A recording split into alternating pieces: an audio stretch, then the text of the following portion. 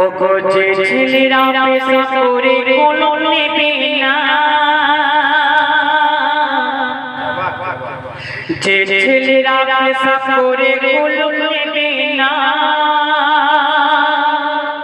মোর আল্লাহ বলে জান্নাতে তার জায়গা হবে না। আজকে দুনিয়ার বুকে আমাদের মেন জিনিস হচ্ছে দুটো, এক পাপ আর এক হচ্ছে আদব।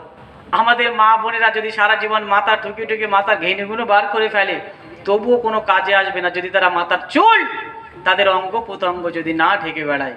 আর আমাদের ইয়ং ছেলেরা, আমার ভাইরা, সারা জীবন যত যাই করুক না কেন, যদি শরীর নাপাক না থাকে কোনো ঘাড়িগুড়ি খাটবে না। আমরা যখন ইচ্ছা হয় যেখানে পেশাব করে দিই, আমরা একবারও কুলুপ নিই না, পানি নিই না। কিন্তু একটা যদি আমরা নোংরা জায়গা দিয়ে যাই, আমাদের গায়ে যদি নাপাক থাকে, কত কিছু আমাদের টার্গেট করে, তাই তো ভাইজান? যদি আমাদের গা পবিত্র থাকে, পাক থাকে, সব ছুটে পালাবে। কেন? ওর ধারে পাশে যাওয়া যাবে না। তাই লিখছে দেখুন, যে ছেলেরা পেশা করে কলম নেবে না, আল্লাহ বলে জান্নাতে তার জায়গা হবে না। আল্লাহ বলে জান্নাতে তার জায়গা হবে না।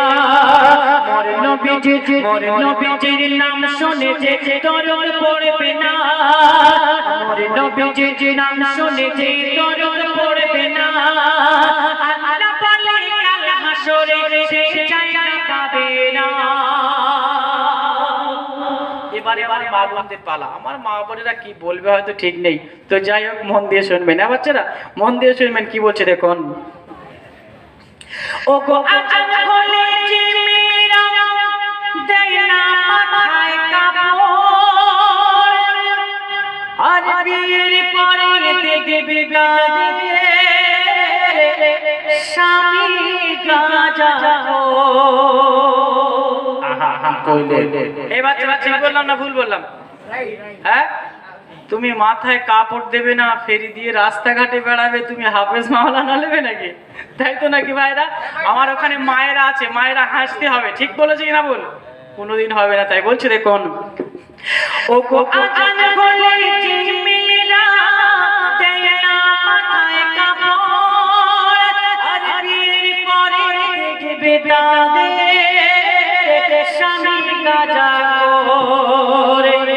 ও গো বিয়ের আগে যে মেয়েরা কোরআন শিখবে না, ওই মেয়েকে কোনো বাড়িতে ক্ষমা করো না। ওই মেয়েকে কোনো বাড়িতে ক্ষমা করো না। যে মেয়েরা সারাদিন ফোন হতে কান ছাড়ে, যে মেয়েরা সারাদিন কান হতে ফোন ছাড়ে না। এ বাচ্চারা কি হবে না? মন দিয়ে শুনবে কি হবে?